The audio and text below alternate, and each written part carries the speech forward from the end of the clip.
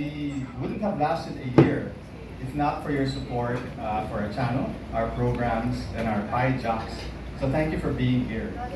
And to our various partners, some of whom are here, thank you for doing what you've done and for what you're going to do as we go through year 2 of Pi. So if I may just share a few thoughts as we celebrate the anniversary of Pi. First of all, Pi, or Pinoy Interactive Entertainment, would not be possible without the remarkable teamwork of Chroma Entertainment, ABS-CBN, and 917 Ventures. So we thank all the dedicated, talented, passionate people who make Pi possible. Now, to continue to give our Katropais the same interactive entertainment that no one else can. So we want our Katropais to not just sit back, enjoy the show. We want them to lean forward and and participate actively, and really make the most out of the Pi experience. Pero ngayon, nandito, maraming salamat, magandang tanghali sa inyong lahat. Happy Pi anniversary sa inyong lahat. Salamat, thank you to all of you for being with us today in support of Pi. Ako si Connie Lopez, kapamilya at certified katropay. I am happy and honored to be here with our partners from Chroma. Maraming salamat. Pinapakita ko kasi hindi ako masyadong matangkad. Maraming salamat, Ian, Jill. Happy birthday to Mel. She's not here. But Cheng. At sa lahat ng bumubuo ng Chroma at 917 Ventures. Mahalaga sa amin ang inyong tiwala sa ABS-CBN para makapagbigay ng serbisyo. At bumuo ng mga programa na nagdudulot ng saya sa ating mga katropa. We appreciate and are grateful for your trust in our work. As you may all know, ABS-CBN shifted gears in the recent years and has been focused on storytelling. As a dynamic storytelling company, thriving through partnerships and collaborations. We are thankful to Chroma for allowing ABS-CBN to fulfill its vision of creating unique multi-screen experiences through Pi. By offering a new level of viewer engagement, we're able to pursue and continue our mission of being in the service of our beloved Filipino audience. Through Pi, we found the perfect marriage between our passion for content creation and our wish to enable our audience to actively participate in storytelling through technology and innovation. Our partnership allows us to create a more immersive experience for our katropais. Sa bawat pindot or click, Pi instantly brings the feeling of winning, whether it's through prizes, experiences, recognition, or connections. Through mobile or internet-connected devices, you, katropais, are empowered to directly influence the stories we share and to shape the journey of the characters and personalities you follow on Pi. Kayo po ay kasama namin sa pagbuo ng kwento. Sa punot dulo, kayo mga katropay, ang tunay na the chosen ones. I know and I hope you're having fun and a good lunch today. Yan, salamat sa pagdalo sa aming munting Pi Fiestang handog para sa inyo. Over the past year, Chroma and ABS-CBN have been journeying through the digital landscape, and we have managed to establish Pi not just as a TV channel or a website, but an interactive entertainment platform that's available in multiple platforms. So as the visuals tell you, today we are going to be sharing with you a lot of our first year milestones, but we are available online, on air, and on ground. Happy to share with you some of our key performance over the past year. Yeah, so we're available on TV digital broadcast and also on select pay TV stations, reaching around 20 million individuals in an average of 400 plus thousand every day. On web, we are available in terms of streaming programs, and you can interact with us live, whether to chat or to share your views in terms of Kwentuhan. We just launched our chat feature in the website over the last few weeks.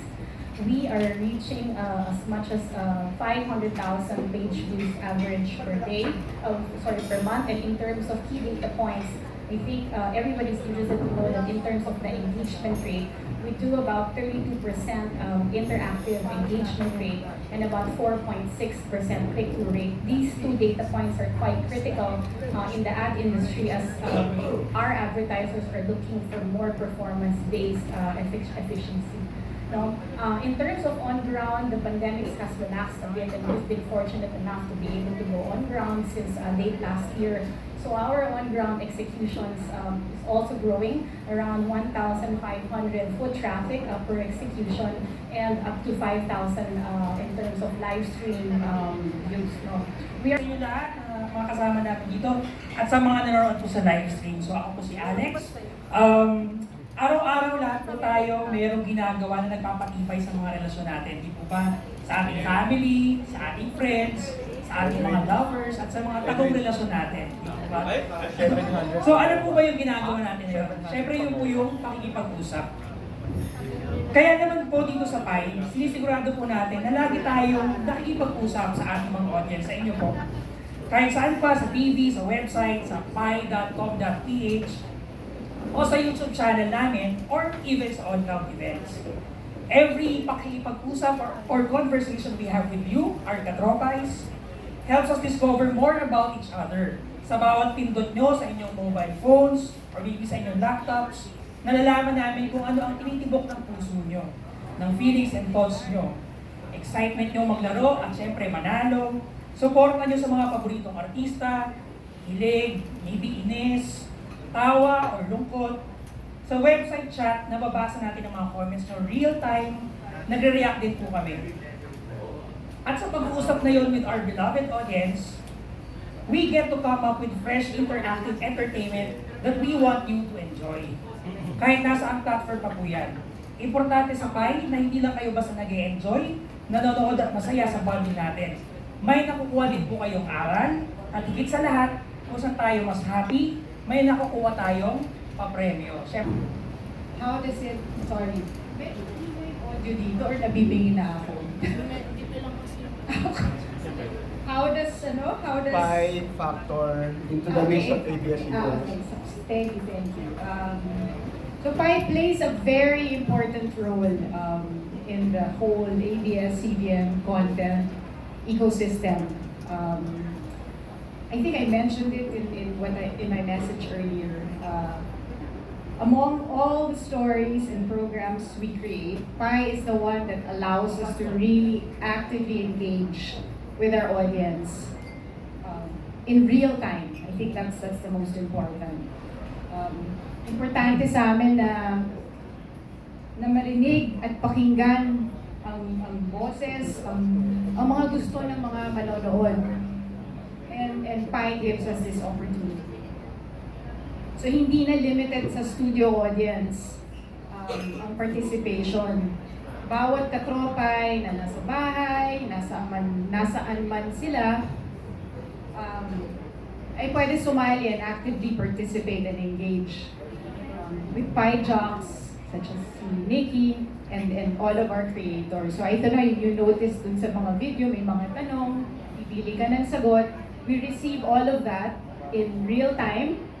Tapos depende kung ano yung pinili ng audience, we respond. Actually, the program shifts and responds to the reaction of the audience. So it's really, our mga katropay, it's really part of shaping where the story goes. So this is really what makes Pi unique among all of the content that we create. So we thank our partners because of the technology that enables all of this. We're able to really engage with our audience. Maraming salamat. Thank you.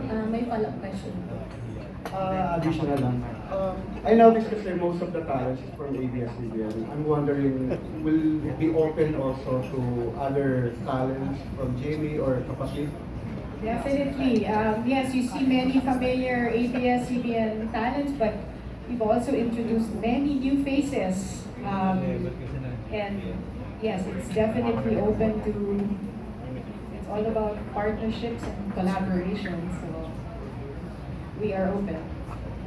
Sino ba sir gusto mong mag-guest sa PAI? Galing sa ibang channels. Malapit ko lang Oo. itanong yun. Sino ba sir? Sino? Sige, pangalanan mo sir. Unahin na natin sa taga TV5 siya. Sino?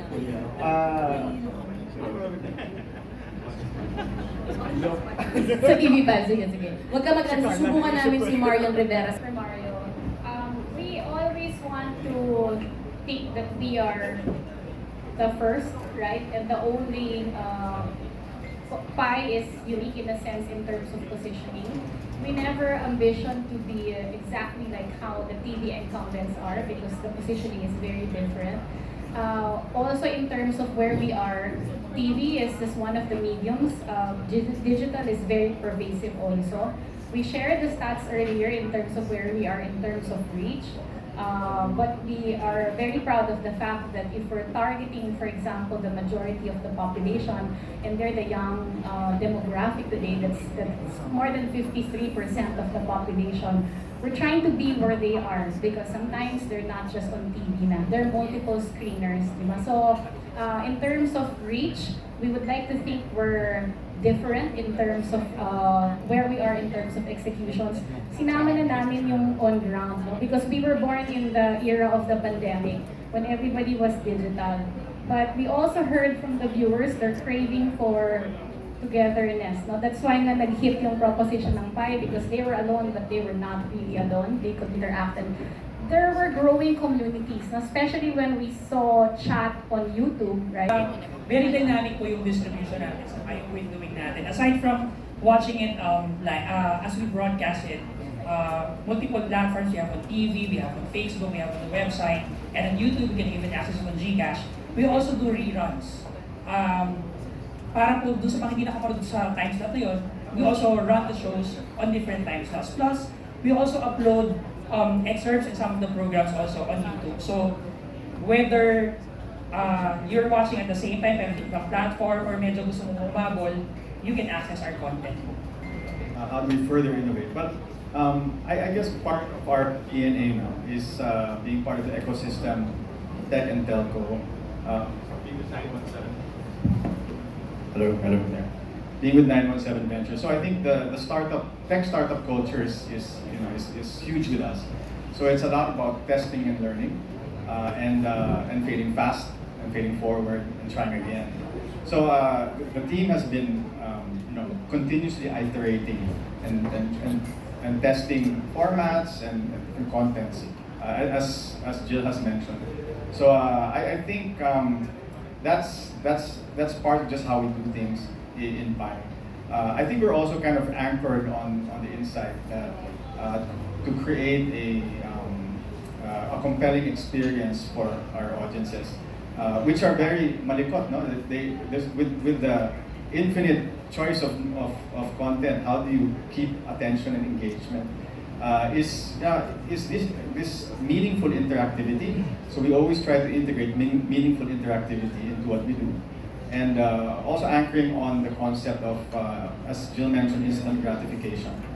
So we designed that not just for pricing, not just for the prices, which are now kind of instant, not for Gcash, but even just the instant gratification of being heard or being part of a community. So we try to really make that a compelling experience as we innovate. Hello po sa inyong lahat at hello din sa ating mga katropa na nanonood sa live. Ayan, ako po si TV Girlfriend. Ayan, hello po. Thank you. Si Freshy nasa ano din yan siya, host sa You're the Boss. Ayan. Copy-paste po. Hello po sa lahat po. Good morning po sa inyong lahat. Thank you po sa panonood. Thank you, Yam Yam. Hello, good afternoon, good morning ba?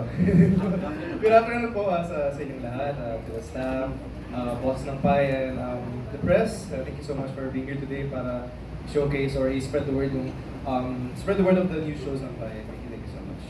Thank you, Ben. Ay, drinks, thank you. Sorry, Bakit pag may Yung drinks kasi. kasi, Sorry, Karat. Hindi, good afternoon mga katropa. Siyempre sa lahat ng nanonood sa atin online and sa lahat ng media friends namin. And of course, sa buong team ng Pi Channel. Hello po, thank you so much for being here. Ayan, thank you. You may now take your seat. Thank you very much. Okay, eto na. Before I open the floor for questions, Hindi kasi ito sanay na parang yung mag-host pa nung una. Pero sa laking tulong din nung galing ako sa Gandang Gabi Vice kasi na-apply ko doon sa show namin. Kasi yung show namin parang GGB din, nakaka-good vibes na may aral din sa mga guests na nag-guest na interview namin. At ayun. kwento mo